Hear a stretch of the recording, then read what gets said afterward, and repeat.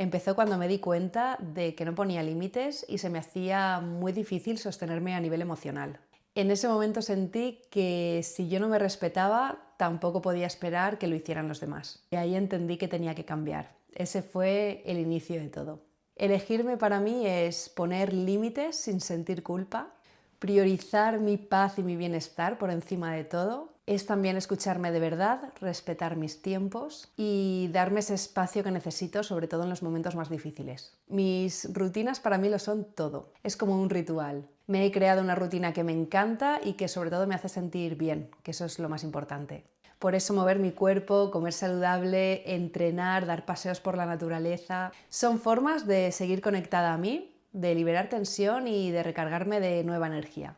He descubierto que los pequeños cuidados también son medicina emocional, que es absolutamente necesario saber cuidar de ti, porque si no sabes cuidar de ti, muy difícilmente podrás cuidar de los demás. Y lo más importante, que cuando me cuido, me recuerdo a mí misma que merezco presencia, intención y amor cada día. Le diría que se esfuerce por volver a ella, que pase tiempo con ella misma, que descubra qué es lo que a ella le hace sentir bien. Que elija su paz, sus rutinas y sus espacios por encima de todo, porque cuando te eliges de verdad, de corazón, todo empieza a alinearse. Cuando te eliges, floreces.